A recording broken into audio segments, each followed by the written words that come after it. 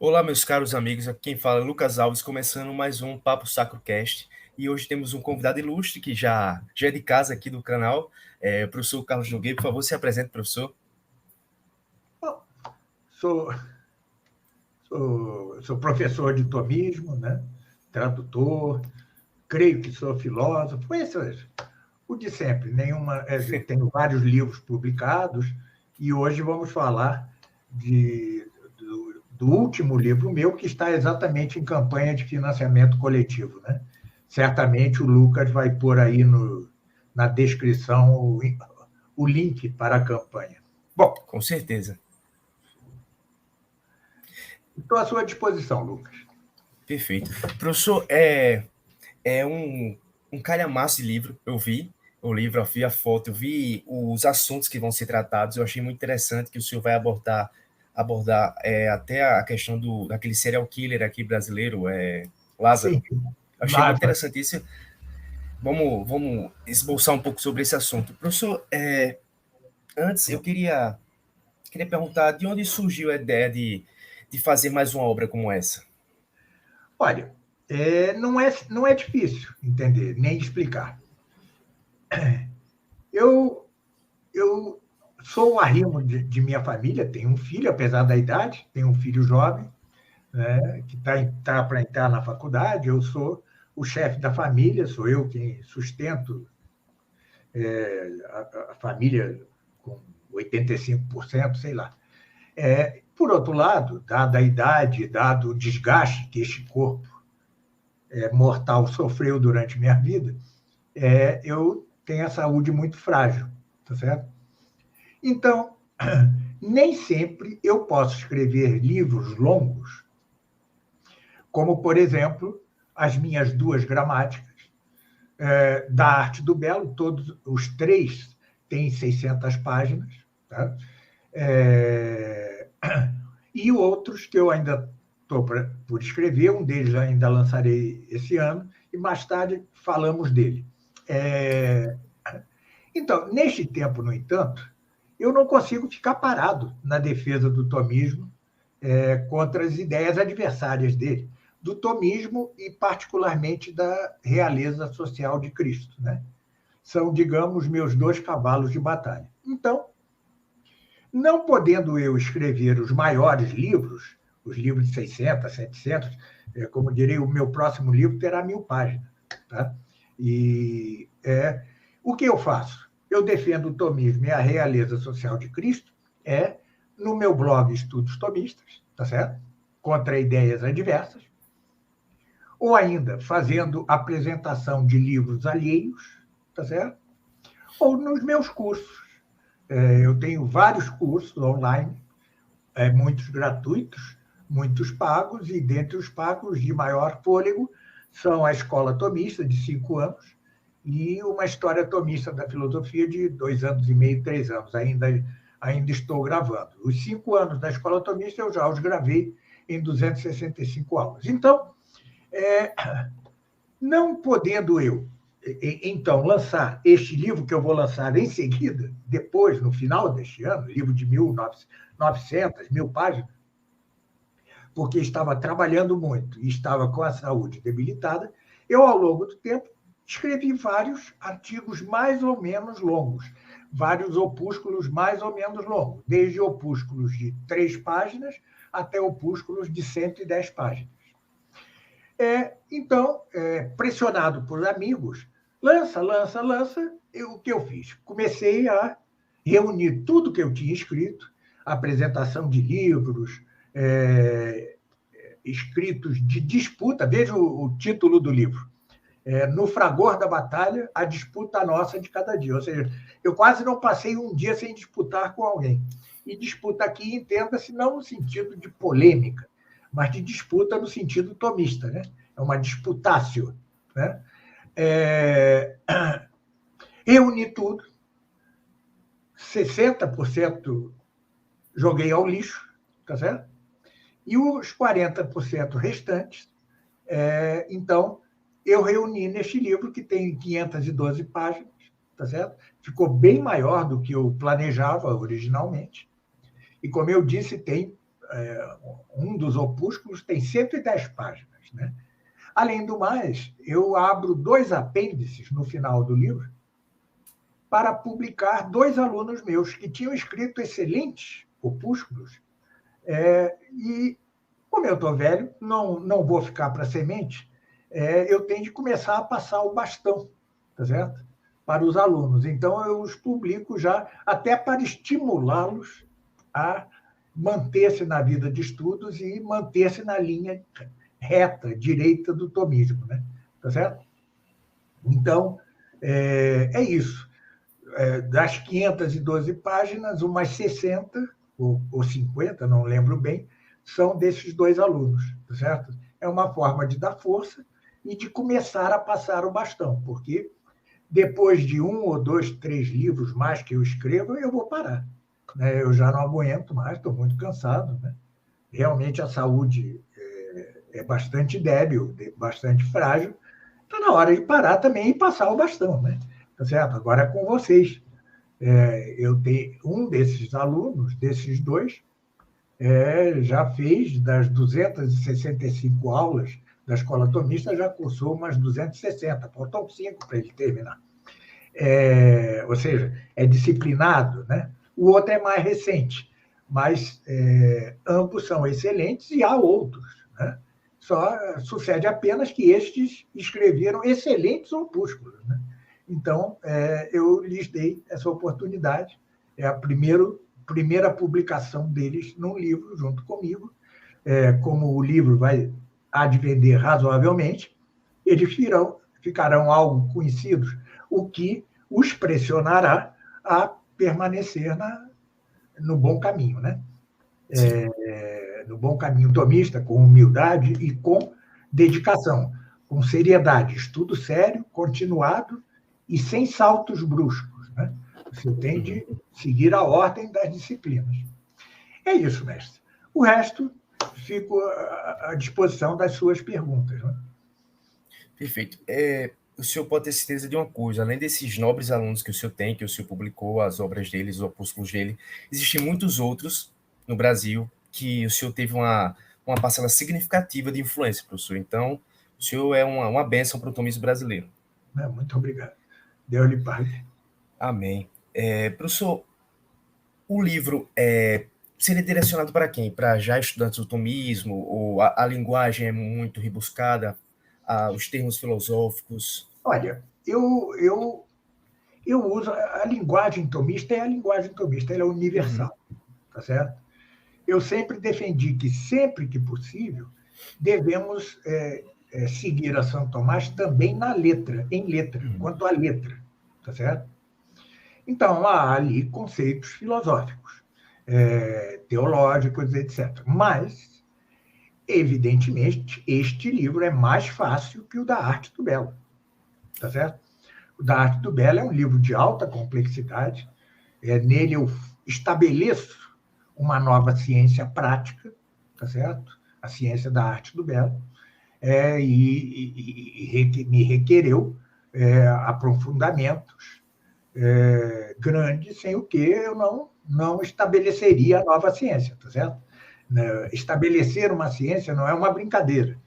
Então, tive de aprofundar e valer-me de terminologia não só, mas de conceitos, de noções altamente complexas. Este não é assim, excetuada os 2 primeiros opúsculos, que são os de lógica, tá certo? Em ambos, para tratar de lógica, é preciso, sem dúvida, usar a terminologia e os conceitos da lógica. E eles são pouco conhecidos. Mas são opúsculos breves. Os outros são bem mais fáceis que o livro da Arte do Belo. Repito, a não ser que se trate deste opúsculo um pouco maior, de que eu posso falar, se você quiser, que é Por favor. o Tomismo do Cardeal Caetano, de 110 páginas, que também tem aprofundamentos, mas a coisa não é tão difícil como o da Arte do Belo. Então, é para todos em princípio, tá certo? Mas é claro que a pessoa tem de ter disposição para encarar o assunto, tá certo? Hoje o leitor moderno está acostumado com um texto de internet, né? Tá certo? Texto difícil, é fácil de digerir, é imediato. E isso lhe dá, às vezes, cansaço quando vai ler algo mais longo, algo mais profundo. Então, é preciso o esforço também do leitor, né? Tá certo? Então, não é um livro fácil no sentido de ser introdutório, não é? Eu, aliás, tenho minhas dúvidas quanto a textos introdutórios. A melhor introdução ao tomismo que eu conheço é do padre Cornélio Fabro. Tá? Foi lançado em português. Breve introdução ao tomismo. Tá? Sim.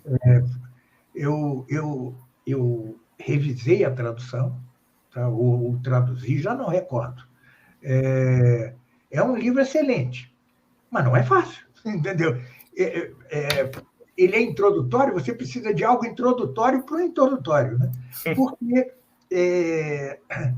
em geral, as introduções ao tomismo acabam sendo aquilo que alguém já chamou tomismo fast food, tá certo? É um tomismo ligeiro, que dá a sensação à pessoa de conhecer o tomismo, mas não conhece. É uma sensação falsa, entendeu? Por isso é que eu lancei a Escola Tomista, ou seja, são 5 anos de dedicação para quem quer conhecer o tomismo. Mas, então é isso, ou seja, o livro ele se dirige a todos em geral.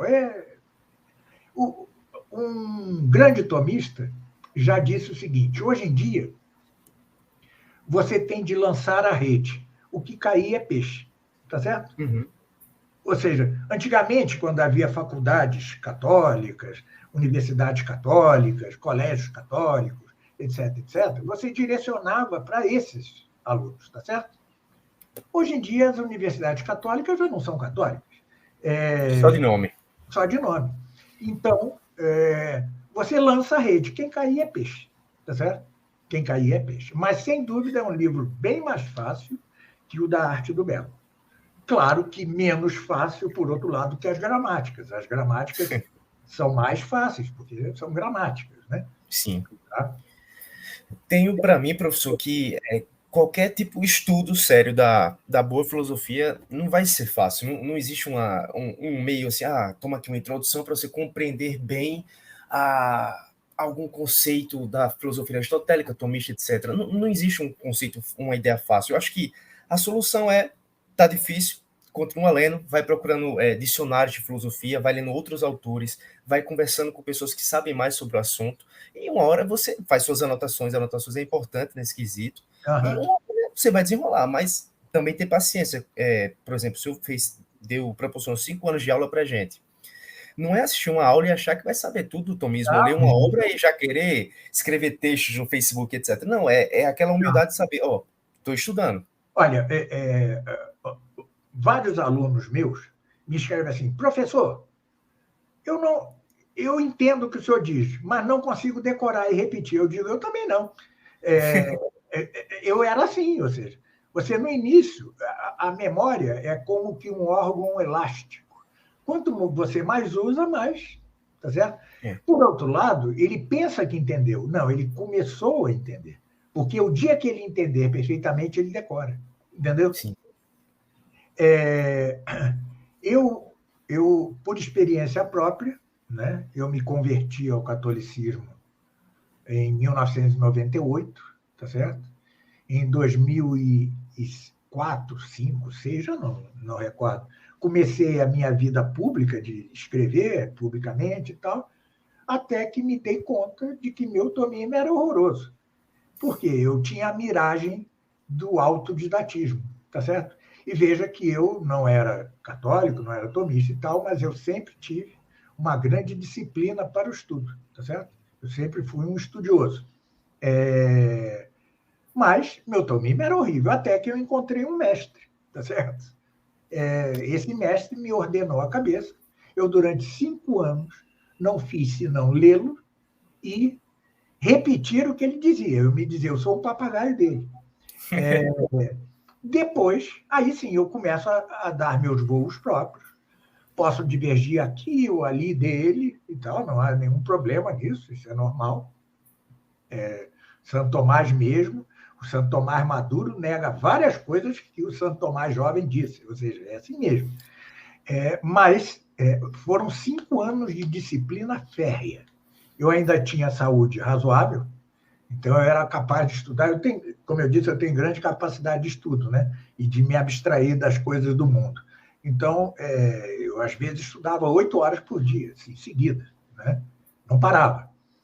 E isso me deu essa humildade, né, que eu tive, depois de uma arrogância, achar que eu era um tomista. Eu não era um tomista, eu era um péssimo tomista. Quando eu me dei conta disso, eu me tornei um aluno do tomismo, não é isso?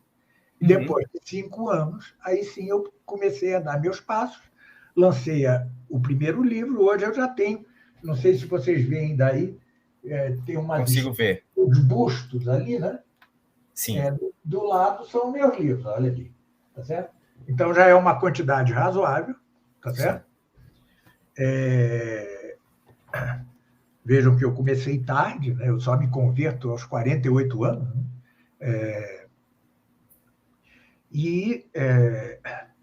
Mas então, eu tive essa disciplina. Se a pessoa não tem uma disciplina semelhante, ela não chega a nenhum lugar, tá certo? É como você disse, teve 5 horas de aula e começa a escrever sobre tomismo. Não, isso está errado. Eu digo em autocrítica. Por isso é que eu escrevo no meu blog Estudos Tomistas o seguinte: tudo quanto eu escrevi antes de tal data, renego. Tá certo? Renego. Então, todos nós tendemos à soberba, né? À vaidade, ao orgulho, mas devemos vencê-lo para conseguir ser tomistas. Tá certo? O tomismo não é para aparecer bem na internet, no Facebook, para conquistar garota, não é para isso. Tá certo? O tomismo é algo que tem de se tornar em sua própria vida.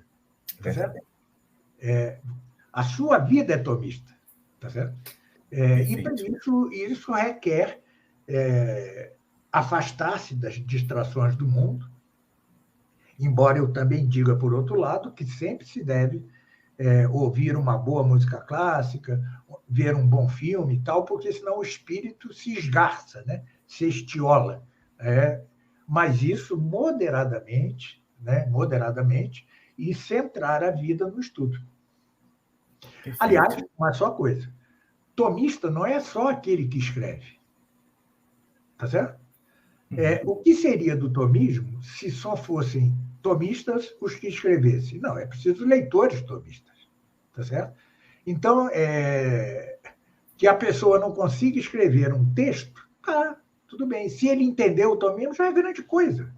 Até porque nós, quando vamos para a vida eterna, se formos, sobretudo, para o céu, nós levamos impresso em nossa alma os conhecimentos que nós tivemos aqui.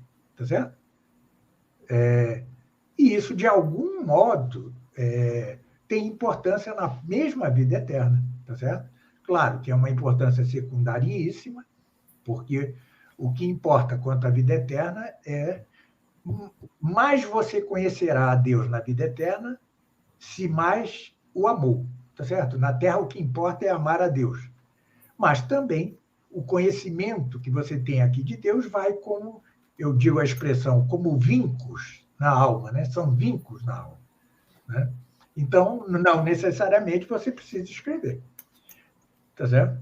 Imagine um grande tomista que tivesse todas as condições de escrever e, no entanto, fosse preso sob uma ditadura antirreligiosa qualquer. Tá certo? E ele nunca pudesse escrever, porque não tinha nem papel para fazê-lo.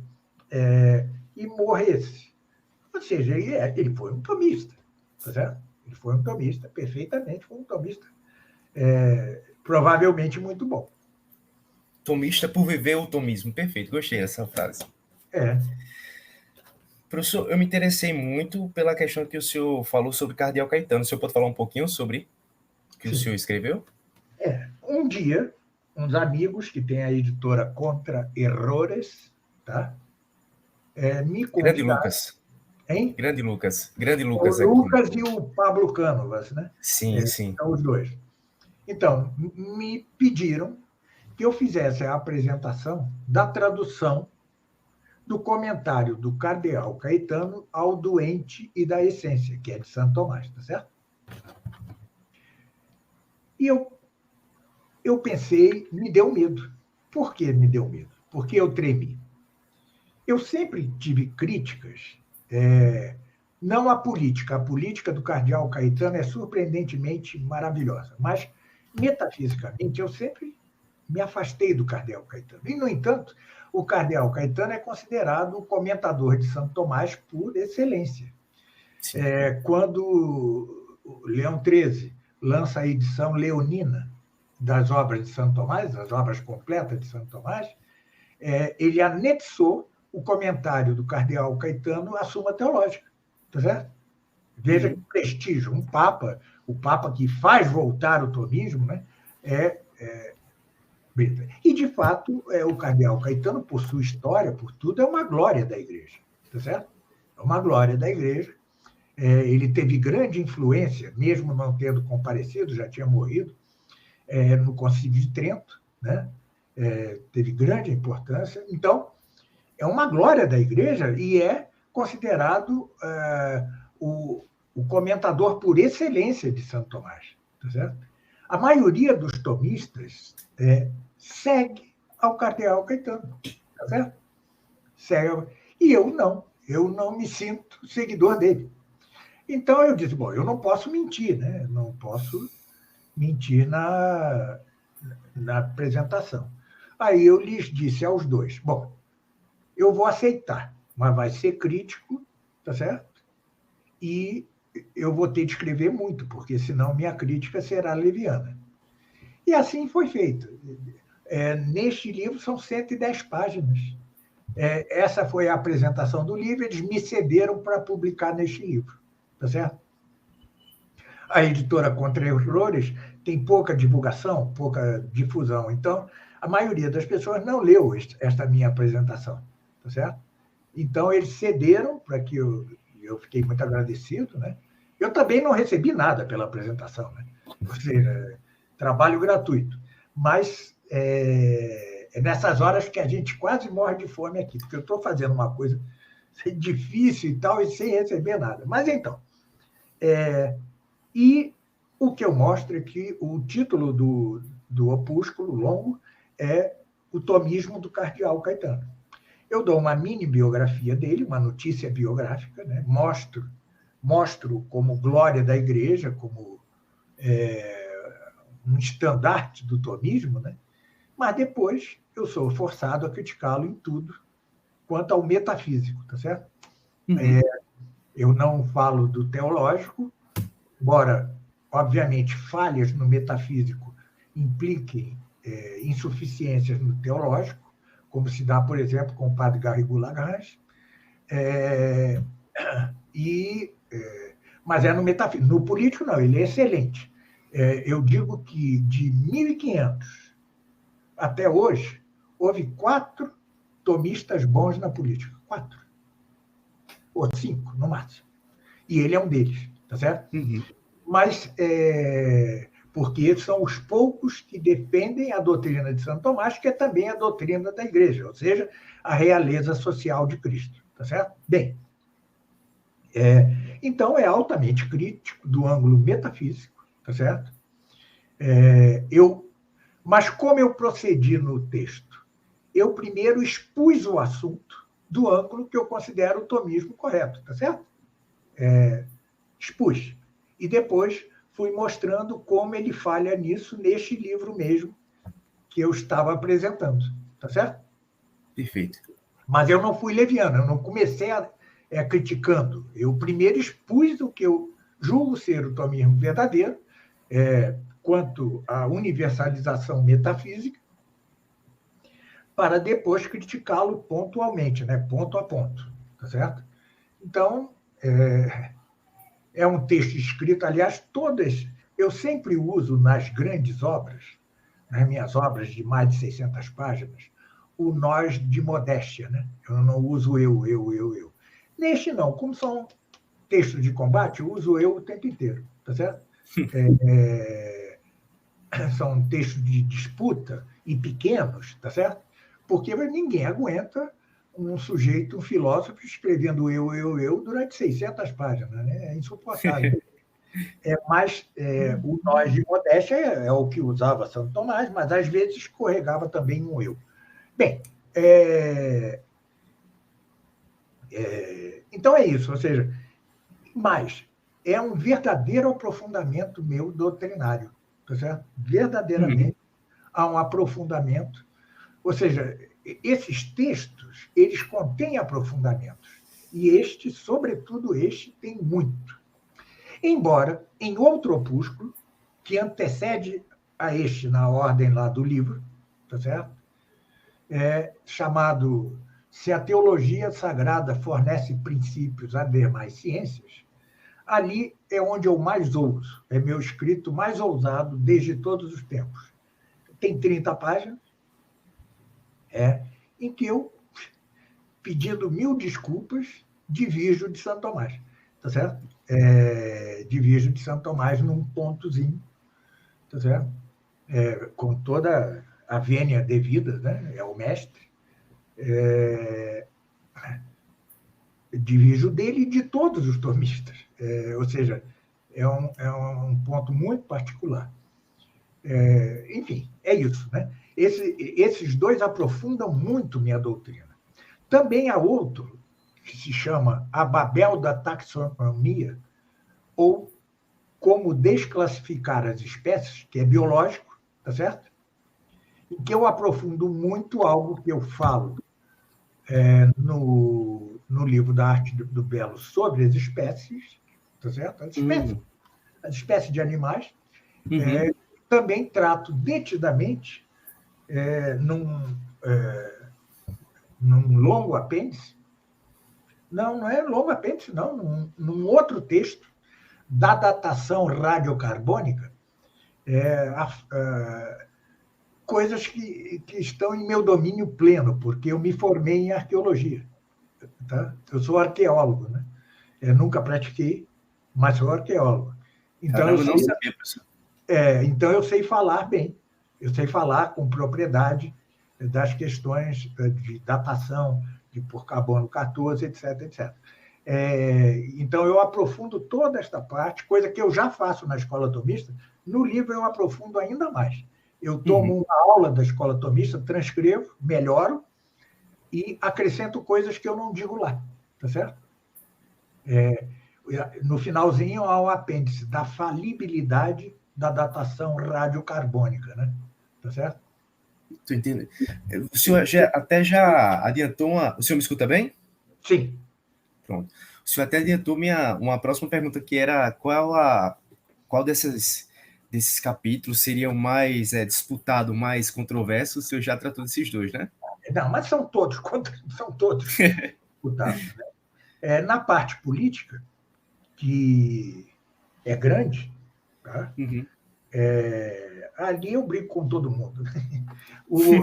Na lógica, meu adversário é o Olavo de Carvalho, certo? Sim. Ele que é meu adversário na lógica. Sim. Na política, ele também, mas também há muitos outros. Né? Eu sou não só católico, como sou tomista e considero-me um católico tradicional. Sim. Pois bem, nesta parte de política, a minha crítica volta-se contra meus pares. É uma crítica a certo ramo do tradicionalismo na política, tá certo? Sim. Então, é tudo disputa, tudo é disputável. Mas, neste caso, quando a minha crítica se volta, sobretudo, para pares meus, é antes uma súplica, né? Por favor, corrija seus rumos, tá certo? Para cumprir bem seu papel. Mas são todos são disputas, não há nenhum que não seja. Às vezes é nomeado, por exemplo, minha disputa pública, que foi real, com Roberto De Mattei, o historiador italiano, Roberto De Mattei, que é presidente da TFP Internacional, tá certo? Outro, a minha crítica ao padre Gregory Hess, tá certo? Um padre Sim. norte-americano, tradicional, crítica dura a ele. Tá? Então, tudo é disputado, tá certo? Tudo. Não há nada ali que não Uhum. seja disputado. E na parte. Tem uma parte que chama-se milenarismo. Eu combato o milenarismo desde a época que eu renego, né? O meu tomismo Uhum. renegado. Desde então eu combato ali corretamente o milenarismo. E uma das onde se manifesta muito o milenarismo é nessa visão do Reino de Maria, de Roberto de Mattei, da TFP, e de agora de algumas correntes tradicionais. Tá? E eu tenho dois escritos, Os Milenarismos, em que eu mostro quais são os diferentes milenarismos, tá certo? E um chamado A Profecia de Fátima, tá certo? Em que eu combato o que eu chamo o fatimismo, tá certo? O Uhum. fatimismo. Então, não tem jeito, é tudo polêmico. Tá? O último opúsculo meu no livro chama-se Grandezas e Misérias do Neotomismo. Pronto, é disputado, né? Tá certo? Desafiador. Não tem jeito.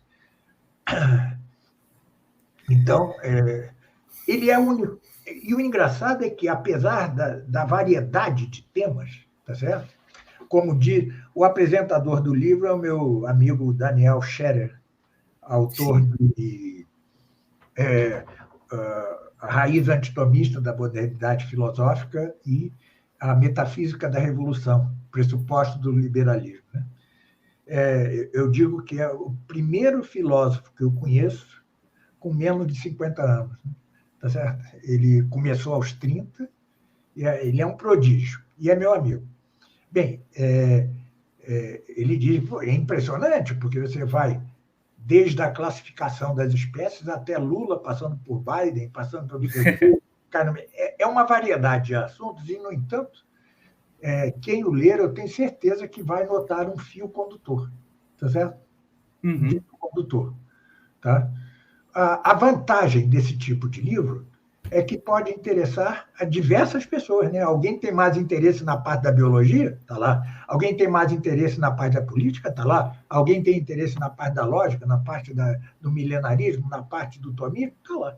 Tá certo? Então, essa Até é uma... sobre Lázaro. Lázaro. Então, Lázaro. são dois escritos de teologia moral. Né? Uhum. Deixe-me ver se eu me lembro bem, se devemos contentar-nos, alegrar-nos com a morte do assassino serial Lázaro. Tá? E a outra é restrição mental ou mentira. Eu já antecipo, para mim, a chamada restrição mental, que vários católicos aceitam, para mim é mentira, e, portanto, é pecado. Tá certo? Então, são esses dois de teologia moral. É o segundo Uhum. bloco. O primeiro bloco é lógica, depois entra teologia moral, teologia política. Ai, caramba. O Islã, há um bloco só sobre o Islã, tá certo? Há um bloco sobre milenarismo e há um bloco sobre tomismo. Devo ter esquecendo alguma coisa, tá certo? É um livro Eu muito tenho uma farto, né? noite Então, plena escrita do novo livro. Então, esse livro já está ficando para mim certo já está passado. no passado. Já está no passado. Sim, mas diga. Não, acho que é até muito justo se eu esquecer de alguma coisa, porque é verdadeiramente uma suma, né? É a Suma Noguética. Professor, uma outra coisa que me interessou, eu queria perguntar mais para o senhor, seria, acho que é sobre liberalismo e conservadorismo, críticas. O senhor pode expor alguma coisa sobre?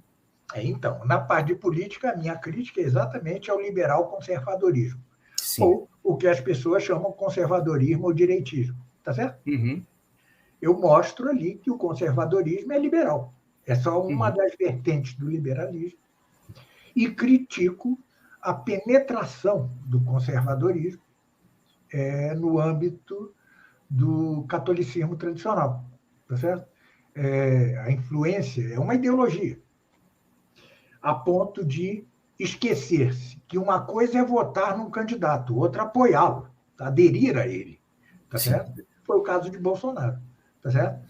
Eu, eu votei nele, tomei uma cartela inteira de engove para não vomitar, entendeu? Mas não posso aderir a um homem dele, né? Um homem com ligações maçônicas, um homem que institui o Dia do Espiritismo, ou seja, um homem no Ministério da Damares tem uma comissão atuante LGBTIXFCH, entendeu? Eu não posso apoiar esse homem. E, no entanto, quantos bons católicos não o fizeram e não o fazem até hoje, apesar dos escândalos estarem aí, né? Eu votei, meio enjoado com a coisa, mas votei. Mas uma coisa é votar, porque ele é um mal menor que o mal maior oposto. Era o caso do Lula, né? Tá certo? Sim. A mesma coisa nos Estados Unidos. Eu votaria também, tomando engove, em Trump contra Biden. Eu teria votado. Mas veja que a própria derrota dos dois, tanto de Trump como de Bolsonaro, indicam que o liberal conservadorismo, esse direitismo, não tem uma alternativa. Não tem nada. Tá certo? Tem uns insights assim, contra. Eles são contra. Mas são a favor de quê? Entendeu? Uhum. Liberação das armas? Isso não é um programa, entendeu? Aliás, tem-se de pensar muito nisso. Como liberação das armas? Calma, tá certo? Num país completamente descristianizado na prática, tá certo? Como liberação das armas? Mas, enfim, assim, Bolsonaro aprovou a laqueadura e a vasectomia sem autorização do cônjuge. Isso é um crime. Isso é um crime contra Deus, cara. Isso é um crime. É um crime, verdadeiro crime. Como se pode apoiar um homem assim? Entendeu? Não se pode. Não se pode. Mas, então, esse é o conservadorismo. Como disse alguém, o conservadorismo não faz senão conservar as conquistas da Revolução. O que ele faz? Ele conserva aquilo e não quer novas conquistas da Revolução. Mas ele perde a eleição, a Revolução tem novas conquistas, como está tendo e vai ter com Lula, tá certo? Depois conserva. Aí ganha ele de novo, porque um opúsculo meu é a infernal gangorra direita-esquerda. É uma coisa infernal. Uhum. É horrível. É infernal. E as pessoas ficam excitadas com isso. Muito, muito. Então, disso, é algo religioso até. É diabólico isso. Mas, então, um dia a direita vai voltar, tá certo? Embora tenha feito tanta bobagem que não deve voltar na próxima. Mas um dia ela volta. Aí ela conservará o que já está, tá certo? E só impedirá novas mudanças. Ou seja, é esse o conservadorismo. Né? Bolsonaro, obviamente, é a favor do divórcio, não? Tá certo? 3 vezes. O professor explicava sobre a questão do liberalismo e conservadorismo e bolsonarismo, mas o senhor falou também um ponto que eu achei muito interessante, que o senhor disse que também aborda a aparição de Nossa Senhora de Fátima e o fanatismo, alguma coisa assim, o senhor falou, professor? Fatimismo, né? O fatimismo. Sim, o senhor pode tocar nesse assunto? Então, deixe-me só lembrar em que parte se divide o livro. Primeiro, lógica, depois vem a parte de teologia moral, depois a de teologia política, onde eu abordo, onde eu trato criticamente o que eu chamo liberal conservadorismo. Nesta parte, eu falo da guerra da Ucrânia, tá certo? Depois vem uma parte sobre o Islã, né? Em seguida, uma sobre tradicionalismo crítico, depois uma parte sobre Gênesis, o livro do Gênesis. Eu trato a questão da idade do universo, da Terra, dos animais, do homem. da taxonomia, ou seja, a classificação das espécies animais, e da datação por carbono 14. Né? Bem, em seguida, uma parte chamada milenarismo. O milenarismo é aquela doutrina interditada pela Igreja em 1944 pelo Santo Ofício e com a assinatura de Pio XII, que diz que Cristo reinará na Terra com os eleitos, tá certo? E os milenaristas se dividem. Uns põem este reino de 1000 anos, daí milenarismo, antes do anticristo, outros o põem depois do anticristo. Então, nesta parte, eu mostro o decreto de interdição do ensino e da defesa do milenarismo, como Santo Tomás via o milenarismo, mostro os diversos tipos de milenarismo. Existe este milenarismo, que é o reino de Cristo durante 1000 anos, aqui na Terra, seria uma segunda vinda, razão porque haveria 3 vindas de Cristo. Outros põem que quem governará será o Espírito Santo, e depois outros que será o reino de Maria, tá certo? É uma espécie de milenarismo. Bem, eu tive um debate público com o presidente da TFP, Tradição, Família e Propriedade Internacional, Roberto De Mattei, famoso historiador italiano. Ele defende o reino de Maria, tá certo? E eu mostro nesse debate que ele não passa de uma variação do milenarismo interditado pela Igreja. E isto me dá ensejo a que eu trate o que eu chamo a profecia de Fátima, tá certo? Isto é conhecido, geralmente, a profecia de Fátima, como os 3 segredos de Fátima, né? O segredo de Fátima, etc. e tal, né? E fatimistas são aqueles que acham que o dito por Nossa Senhora ali ainda está de pé, ou seja, ainda é necessária a consagração da Rússia, e muitos desses fatimistas são ligados à TFP, aqui no Brasil, IPCO, Instituto Plínio Correia de Oliveira, tá? Então, identificam a consagração da Rússia com o advento de um reino de Maria. Este meu opúsculo é grande, tá certo? É grande. Eu trato previamente o que é a profecia, coisa que eu farei com mais detença em meu comentário ao Apocalipse, tá certo? Mas eu já antecipo algo, tá? Falo da inerrância do escritor sagrado e mostro que Fátima é uma profecia que não faz parte da revelação, tá? Não deixa de ser, por um ângulo, uma profecia privada, mas também, de fato, recebeu o aval do magistério, ainda que indiretamente, não formalmente. E eu mostro que é completamente descabida a interpretação segundo a qual as palavras de Nossa Senhora, por fim, meu imaculado coração triunfará, se identifiquem com o reino de Maria. Tá certo? Mostro também como, até hoje, os conservadores, incluindo os católicos conservadores, e boa parte eu não digo, mas parte não desprezível dos tradicionalistas, chamados tradicionalistas, dos católicos tradicionais, eu sou um tradicionalista, mas boa parte ainda acha que a grande inimiga, a revolução inimiga da Igreja é o comunismo. Tá certo? E eu mostro que o comunismo é algo...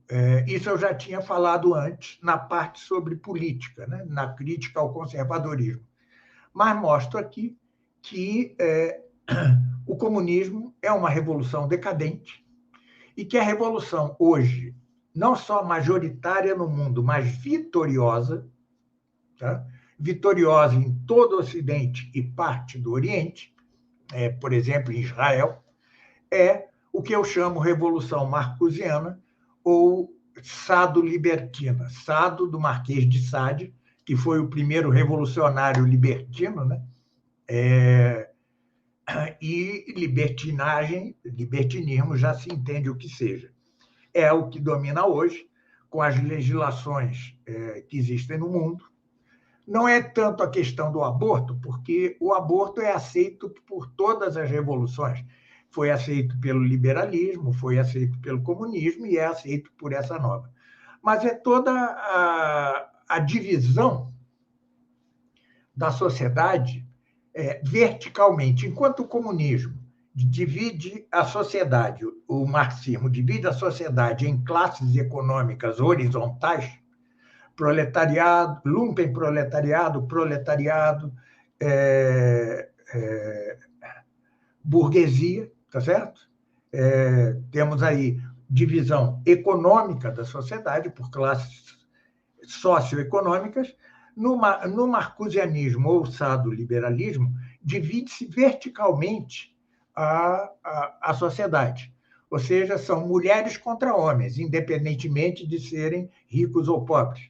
São homossexuais versus heterossexuais, independentemente de serem ricos ou pobres ou de que classe econômica seja. Negros contra brancos, né? Também independentemente da classe econômica. Presidiários versus livres. Ou seja, é toda a chamada agenda global que hoje domina no Ocidente, tá certo? Domina menos na Rússia, mas também tem uma parte ali, mas menos. Enfim, tudo que eu chamo fatimismo, né, que é a ideologia em torno da aparição de Fátima, tem por um de seus pilares ou fundamentos a crença de que a principal revolução, o principal inimigo da Igreja é o comunismo. Claro, o comunismo é virulentíssimo, né? Violentíssimo, é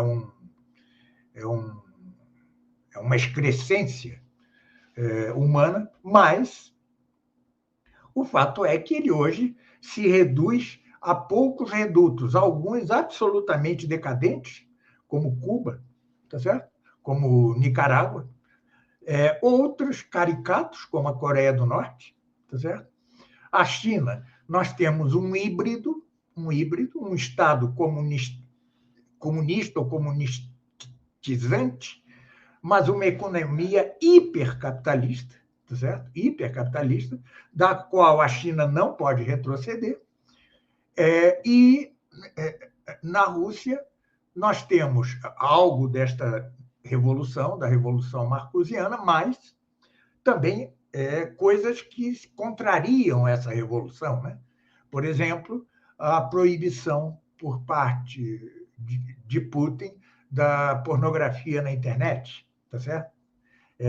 Da ideologia de gênero, tudo isso está proibido na Rússia. Então, comunista mesmo, mesmo Cuba. Cuba acabou de aprovar uma série de coisas, como casamento de homossexuais, tá certo? Acabou de aprovar, a própria Cuba. Ora, isso era inconcebível no antigo comunismo. Inconcebível, tá certo? Nada mais distante do comunismo que a chamada agenda global hoje, que é uma radicalização do liberalismo, tá certo? Sobretudo no quesito liberdade, né? É uma radicalização. Lembre-se que a primeira revolução marcosiana foi a de maio de 68 francês, e que tinha por lema, um dos lemas, proibido proibir. Né? Até Caetano Veloso fez uma música com este título na mesma época da Revolução de lá. Era já o início da revolução que hoje domina o mundo e que tem por comitê central nada menos que a ONU. tá certo? Nada menos que a Unicef. Ou seja, esse é o partido desta revolução. Então, eu mostro que esta visão equivocada, ou seja, a de que o comunismo é hoje a principal revolução, sustenta esta visão fatimista, né? A de que ainda é preciso consagrar a Rússia, tá certo? Eu mostro ali que ela foi consagrada, como se diz em latim, in pectore, já por Pio XII, tá certo? Já tinha sido consagrada. Nós vimos há pouco tempo o Papa Francisco fazer o mesmo, tá certo? Só que não in pectore, tá? E nenhum resultado, aliás, prático, né? A guerra da Ucrânia só se incrementou depois dessa consagração.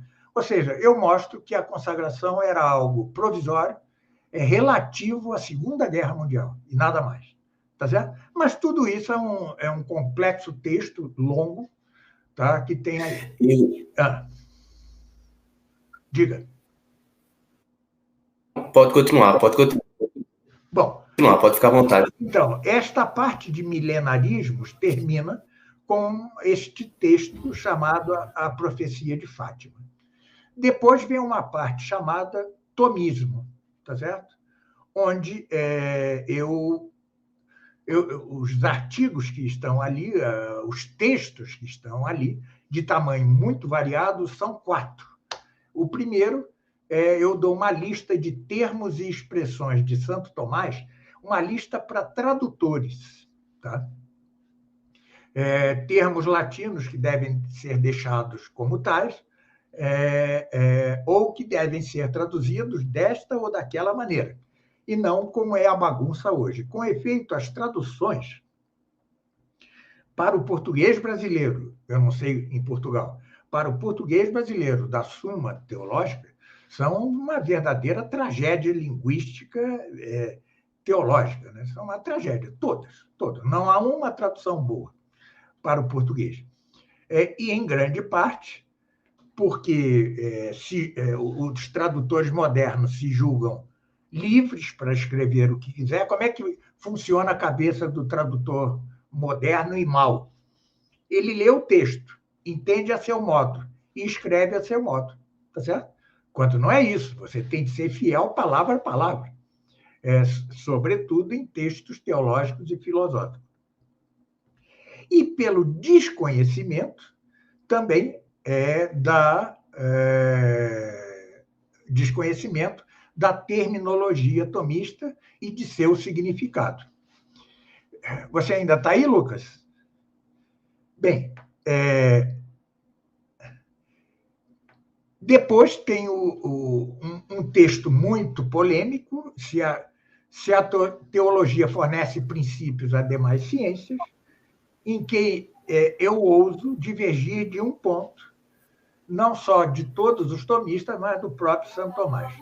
Segue-se o maior texto do livro, com mais de 100 páginas, que é o Tomismo do Cardeal Caetano, em que eu ouso mostrar a fraqueza da metafísica do Cardeal Caetano, tá certo? E mostrar que seu tomismo não é o verdadeiro tomismo de Santo Tomás, tá? Mas vejam que eu o faço respeitosamente. O Cardeal Caetano é uma glória da Igreja, tá certo?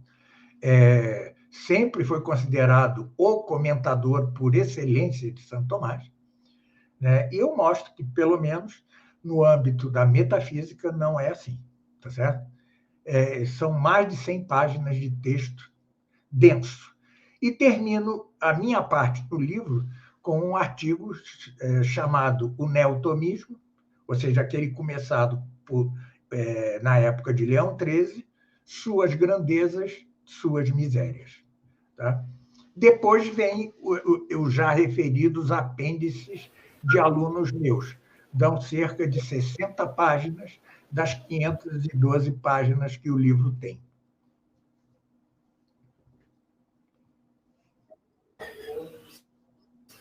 Perfeito. O senhor me escuta, professor? Eu tirei minha imagem aqui porque a minha internet está travando bastante.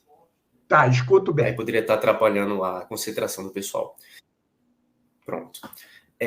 O que o senhor falou sobre a consagração da Rússia, a questão de Fátima, eu achei muito interessante porque eu nunca tinha ouvido falar alguém que tivesse uma posição como a do senhor. Eu já tinha visto alguns católicos na internet comentando isso aqui, quando houvesse isso, haveria uma certa paz, não teria havido toda essa confusão com a questão da Ucrânia, etc, etc, o crescimento do comunismo lá. E achei muito interessante, cada vez mais ansioso para ler a obra do senhor quanto a isso. Eu vou ter ver ali... eu gostaria de saber como o senhor vê, quando o senhor... pode falar. Não, como eu vejo... Sim, como o senhor vê a questão quando o livro sair ao público, qual é o anseio do senhor? O que o senhor tem como desejo para que esse livro, o impacto que esse livro cause na vida das pessoas? Olha só, para entender este livro, e a mim mesmo, né, entender, para que os brasileiros católicos me entendam a mim, né, é muito interessante o prefácio escrito pelo Daniel Scherer. Tá?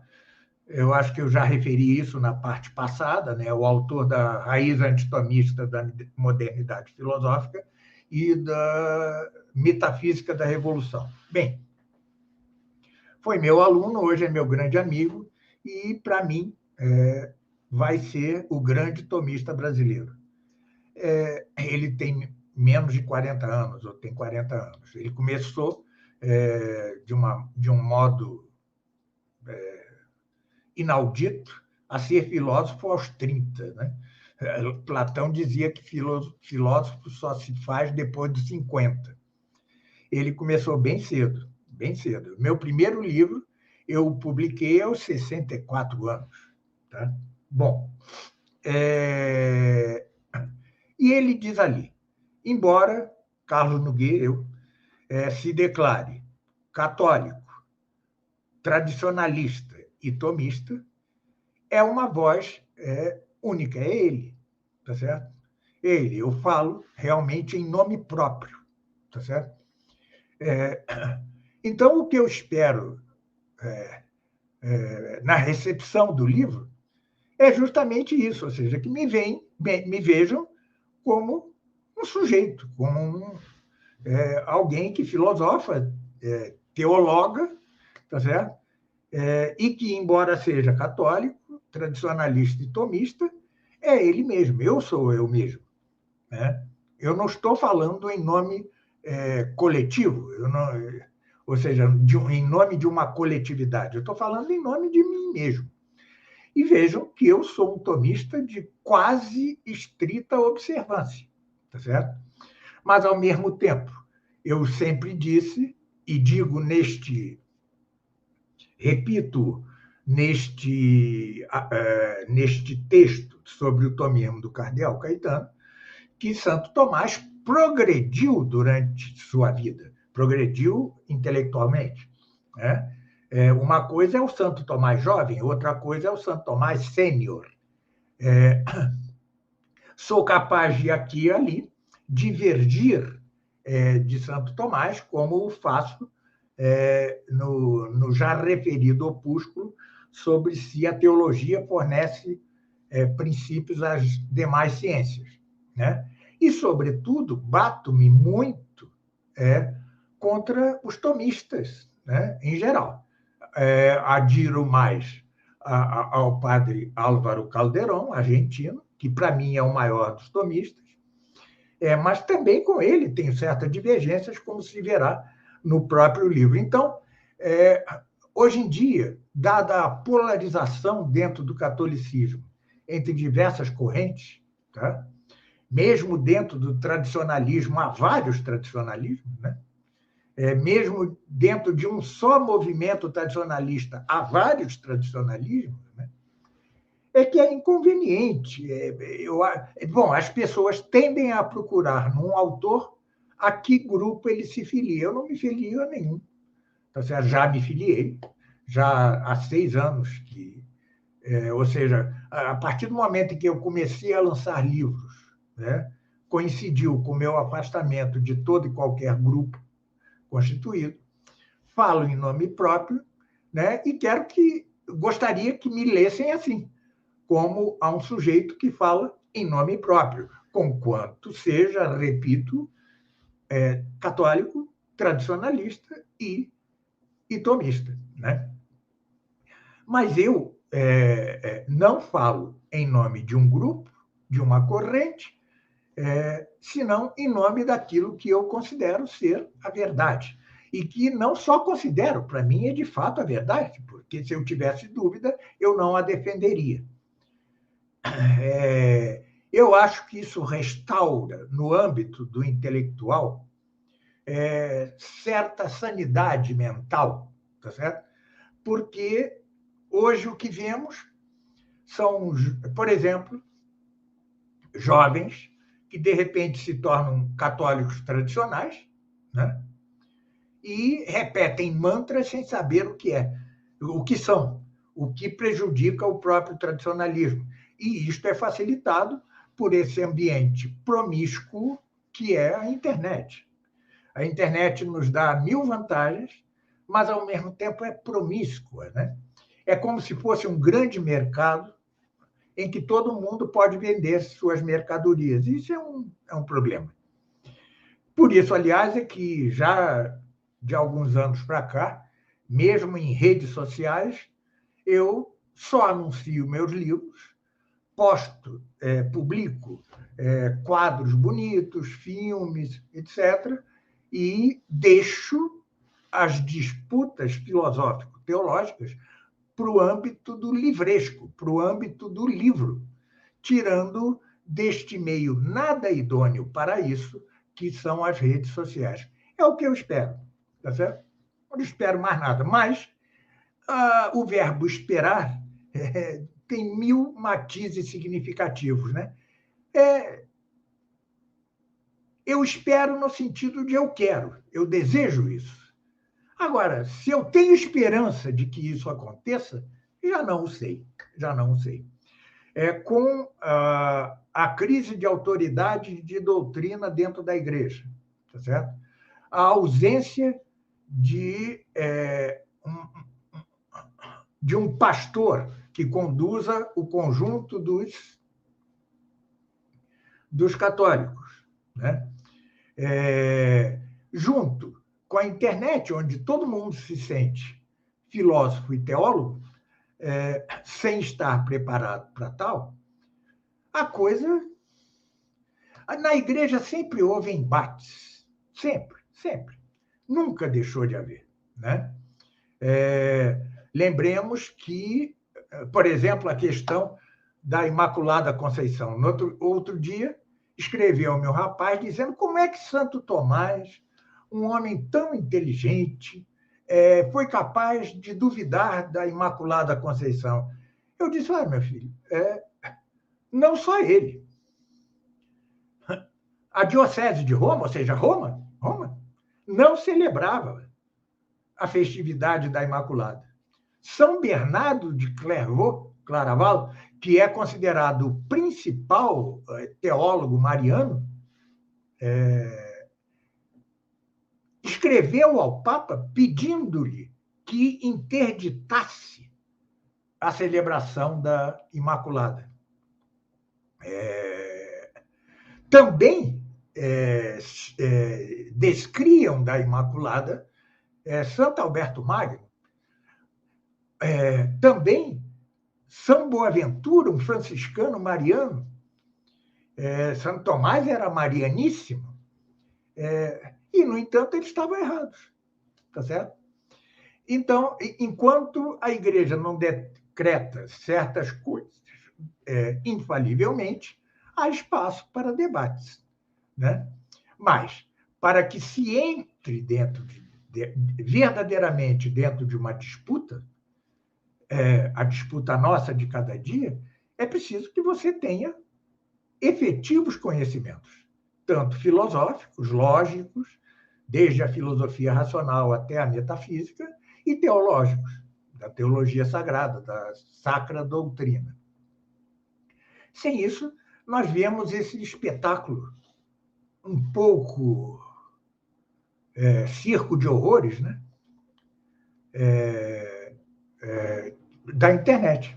Todo mundo é teólogo, todo mundo é filósofo, debate-se, em geral, em nome de uma corrente, tá? E não se aprofunda nada. Nada. Não sai daí nada. É como se fosse a guerra pela guerra, né? A guerra pela guerra. Claro, nem todos são filósofos ou teólogos, é óbvio isso. E, ainda assim, estão obrigados a defender a fé, né? Sem o que não se salva. Mas entre defender a fé, tá, e pontificar em árduas questões filosófico-teológicas, tá, sem ter base para isso, há uma distância infinita. Então, a par de eu querer que alguns, ao menos, se convençam do que eu digo, da verdade do que eu digo, espero que também este livro seja uma espécie de lição de comportamento público. É o que eu espero. Tá? Só assinalar o seguinte, repito, né? O título do livro é No Fragor da Batalha, Disputa Nossa de Cada Dia. Logo, há disputas ali contra 10 mil adversários, o que é normal. Mas não guardo, com relação aos católicos, sobretudo os católicos de corte tradicional, nenhuma animosidade. Antes, as críticas que eu lhes dirijo têm um caráter de súplica. Abandonem essas posições, porque vocês estão levando o catolicismo tradicional para um terreno equívoco, perigoso, né, que pode destruir a própria ideia de catolicismo tradicional. Não sei se lhe respondi. Respondeu perfeitamente, professor. Foi cirúrgico na resposta. Para finalizarmos, professor, o senhor falou sobre um futuro próximo livro, seria o último, o senhor tinha dito. O senhor já pensou no tema? Já está perto de ser publicado? Sim. Eu tinha a pretensão de lançar este ano 7 livros. Mas 2 coisas estão me impedindo. Primeiro, uma saúde precária, tá certo? Eu agora mesmo termino a gravação desta live, deste podcast, e vou ter um encontro virtual com um médico, né? Tenho sofrido bastante e tal. E outro, a necessidade de ganhar o pão de cada dia. Todo mundo sabe que a inflação aumentou, que a vida ficou mais difícil. Eu sou o arrimo da minha família, apesar da idade. Então, isso me impede de lançar 7 livros. Já lancei 3 com este, No Fragor da Batalha, esse será o 3º, o que já é bastante coisa, né? 3 em um ano. E vou lançar no fim do ano, para o Natal, mais um. Eu hesitei entre 2 livros quanto a isso. Um seria Missão e Privilégios de Maria Santíssima, né? Missão e Privilégios de Maria, melhor, este é o título, que já está, já tem aí um 5º escrito. E outro, que é o Comentário ao Apocalipse, né? Hesitei entre os 2. Pensando bem, como minha saúde não é de confiar, e eu posso, daqui a, sei lá, 8 meses, 10 meses, ficar fora de combate, tudo isso é possível, é da vida, eu preferi investir no que eu considero mais importante deles, que é o Comentário ao Apocalipse. Será um livro de 1000 páginas, tá? O que implica grande dificuldade. Lançaremos em um só volume ou em 2 volumes, né? 2 tomos. Não sei, isso é com o editor. Mas é um livro grosso, tá? E meu livro, mas depois do livro da Arte do Belo, é meu livro mais complexo.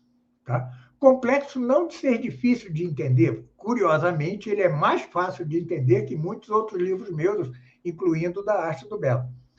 Mas tem partes que exigem paciência do leitor, partes em que eu trato o grego de São João, né, um koiné com influência hebraica, tá certo?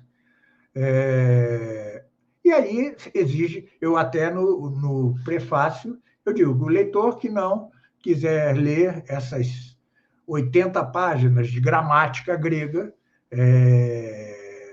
podem saltar sem um grande prejuízo. Leiam apenas a conclusão na página tal e tal. E também aí, né, eu falo absolutamente em nome próprio. Tá? Será meu Canto de Cisne, ou seja, minha última obra? Só Deus sabe. Mas estou empenhadíssimo nela, né? Sempre que o ganha-pão me permite, e as doenças, né, me permitem, eu me entrego à escrita deste livro, né? Que já está bem avançado, hein? Bem avançado. Já temos aí 40% do livro pronto, né? Então, creio que será um livro, o meu mais importante livro, sem dúvida alguma, e creio que será uma contribuição para os que querem estudar seriamente, não só a questão do Apocalipse em si mesmo, né? Mas como o Apocalipse em parte, em grande parte, uma profecia quanto ao futuro, né? Para que um esforço de entendimento do que estamos vivendo hoje à luz do mesmo Apocalipse. Que eu saiba, embora eu me funde muito em alguns autores, em particular em Santo Agostinho, tá? Na interpretação do Apocalipse, mas em outros autores também, Santo Tomás, etc., mas, sobretudo, Santo Agostinho, eu também eu concluo coisas que Santo Agostinho não concluiu, até porque ele não viveu na nossa época. Toda profecia é assim, né? Você tem de ver se a profecia já se realizou ou não, tá certo?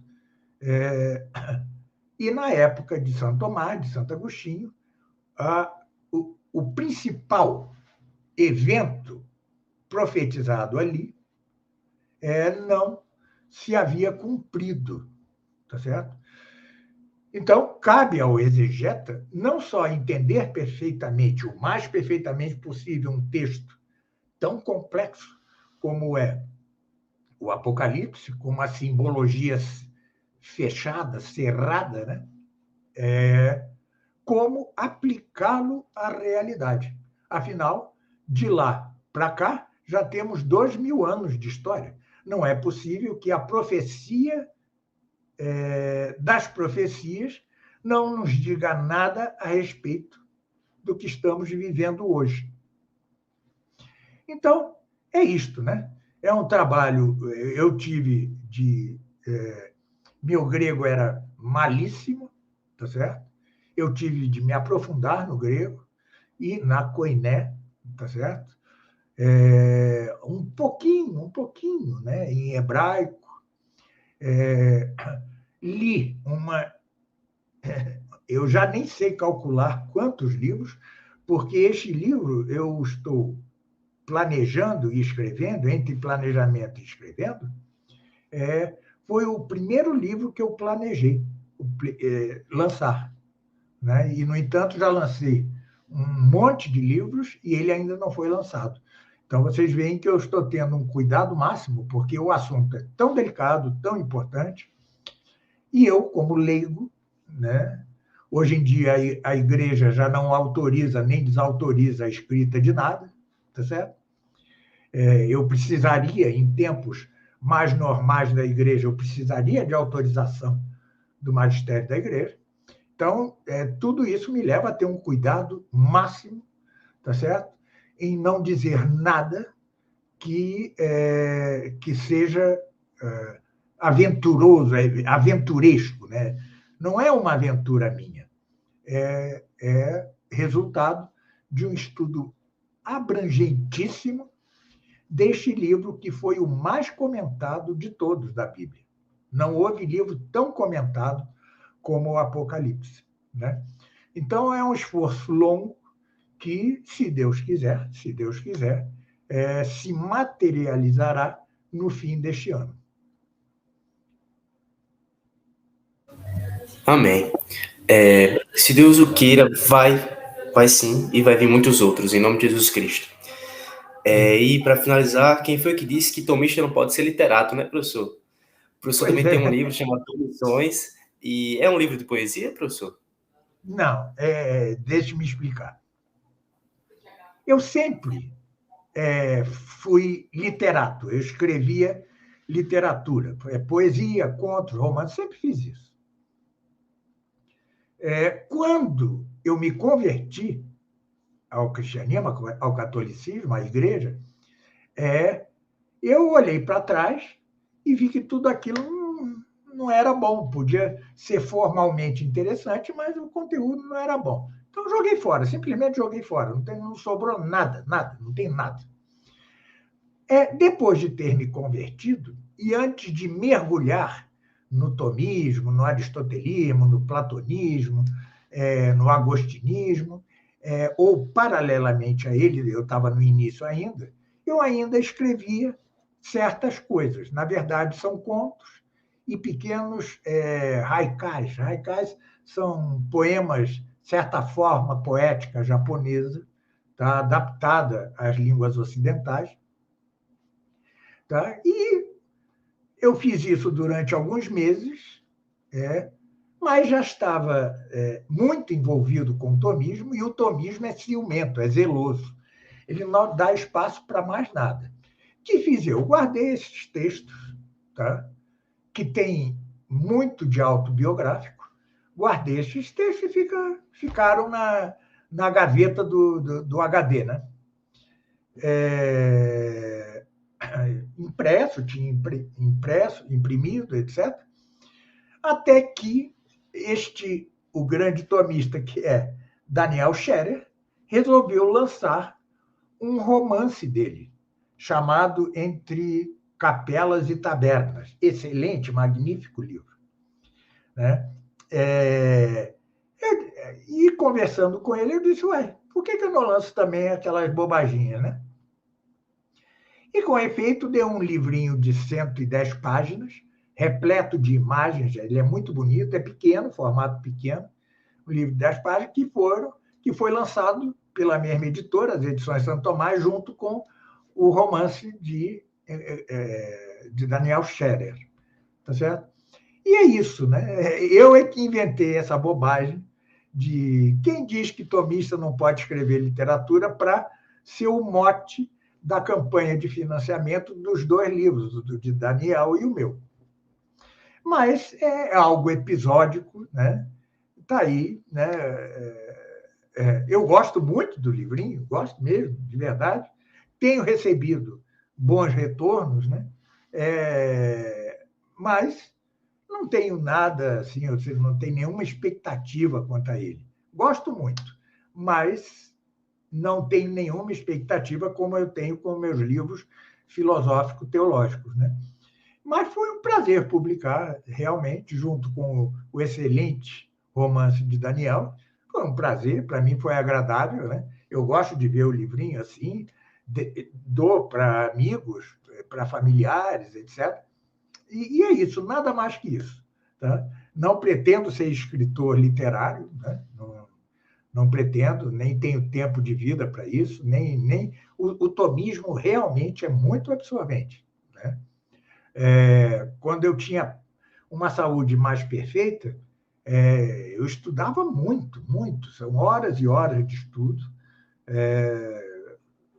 e onde resta tempo para escrever contos, né?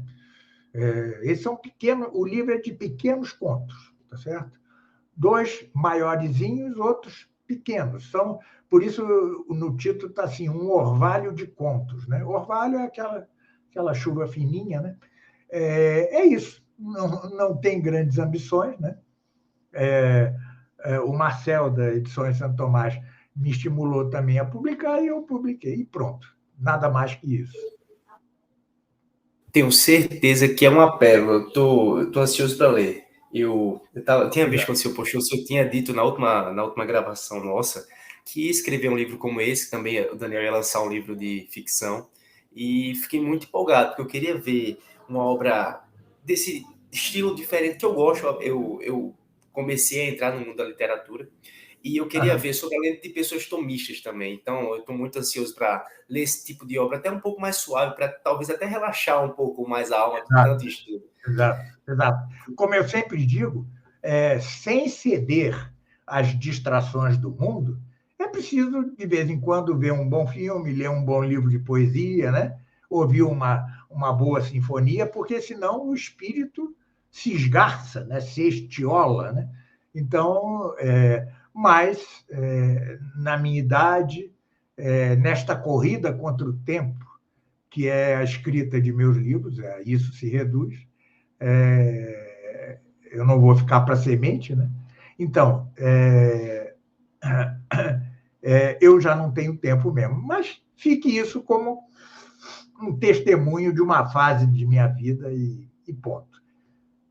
Muito belo, muito belo. Professor, queria agradecer imensamente o senhor ter participado aqui na divulgação desse seu belo livro, que eu tenho certeza que vai edificar a vida de muitas pessoas, não só de poesia, como um novo que vai ser lançado, e que eu vou botar aqui na descrição o link de apoiadores para o livro.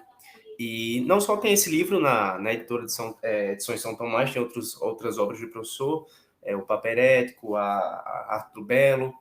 E, por favor, pessoal, consumam o máximo possível do professor. Eu tenho certeza que vai enriquecer a vida intelectual de vocês e também enriquecer o espírito de vocês com essas 2 obras, a do professor e a do Daniel, de textos seletos, e a obra literária. Perfeito. Professor, o senhor tem mais alguma coisa a falar? Não, apenas agradecer novamente o espaço que você me cede, e estou à sua disposição. Quando me quiser, estou aqui. O professor tem esse humilde podcast como uma casa para o senhor. O senhor é sempre bem-vindo aqui, é sempre uma honra tê-lo. E pode ter sido que não só eu, como todos os telespectadores e ouvintes que estão escutando a gente, eu estar constantemente orando pela saúde e pela vida do senhor, viu? Deus o abençoe grandemente. Muito obrigado. Pessoal, é isso. Deus abençoe vocês, Deus abençoe os estudos de vocês. Até a próxima.